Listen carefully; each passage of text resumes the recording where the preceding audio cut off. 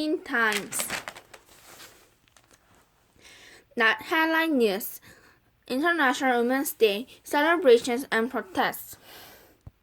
March 8th was International Women's Day, a global celebration of women and the movement for equal rights. Originating in the labor and socialist movements of the early 20th century, it is now recognized by the United Nations and celebrated all around the world.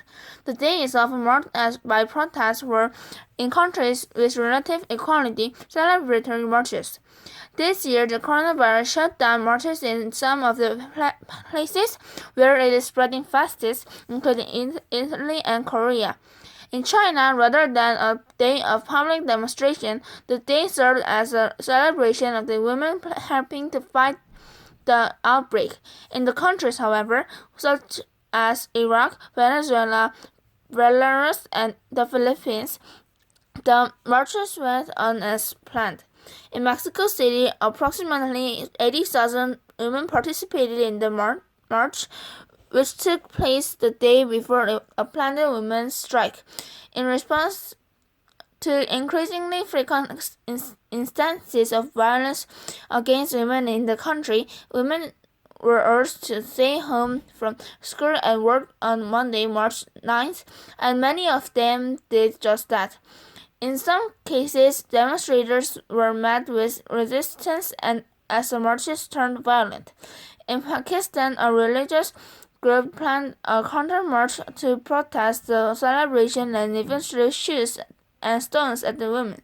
In Kyrgyzstan, some women were detained by police after being attacked by masked men who tore apart their signs.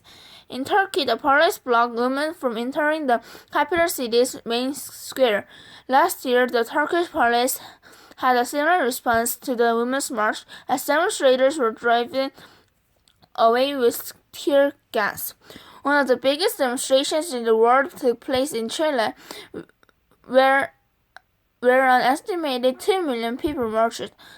Though it was clearly a women's march, the rally came in the midst of political upheaval in Chile. Late last year, the high cost of living and inadequate education and healthcare services sparked protests across the country. The hundreds of thousands of people were eventually arrested. The protests continued until New Year's Eve, when the latest mass gathering took place. Things had appeared to have settled down, but the Women's Day March showed that Chileans are still calling for change.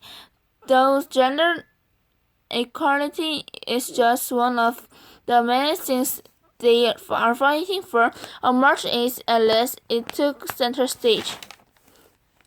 Focus: startups easing Bangalore's traffic. Last year, rush hour commuters in Bangalore, a city in southern India called India's tech capital, spent around 243 hours in traffic, making it the most congested city in the world.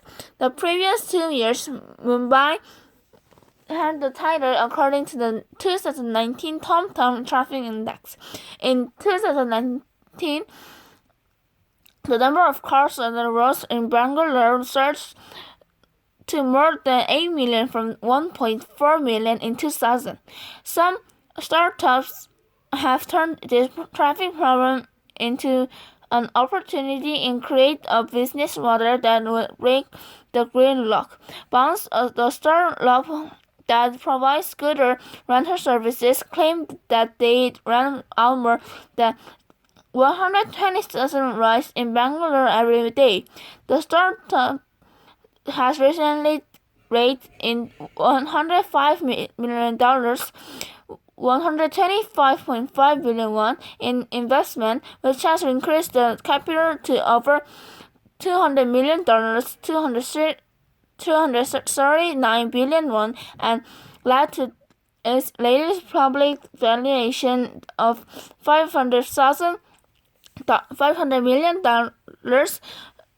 597.8 billion won, according to Verongini, CTO and co-founder of Bounce. Their initial motivation was democratizing the commute and providing affordable access to mobility for everyone, which yielded a reduction in traffic as a byproduct. National news: the most warm-hearted emojis. On March 2nd, Kakao, the provider of Korea's largest mobile messaging app, KakaoTalk, launched a special fundraising emoji package to help economically vulnerable people recover from the coronavirus outbreak. The package features 16 different moving emojis, each one bearing the image of flower, while the rest show images of famous adorable characters including Ompang, Sejong, and Yoha. Some even feature words of consolation, and those who purchase and use the emojis can receive comfort in the face of the ongoing worldwide transmission of the virus. The packages cost 1,000 won, and all profits earned from selling these packages will be used to help disadvantaged people who are vulnerable to the virus. Thanks to its good inventions, Kakao sold 180,000 packages within just 1 week of its release. It became the first fundraising emoji package to ever sell that much among the total of 11 released since 2016. Furthermore, the package ranked high on KakaoTalk's most popular image packages list after its release on March 2nd. Meanwhile, Kakao has also raised funds worth more than 1.1 billion won to help those who are vulnerable to the virus through its online social contribution platform Together. In partnership with a total of 30 organizations, including the Hope Bridge Korean Disaster Relief Association, the Korean Association of Social Welfare Centers, and the Beautiful Foundation. An official from Kakao said that it will continue to support from online fundraising campaigns as they are effective in encouraging people to make donations due to their convenience.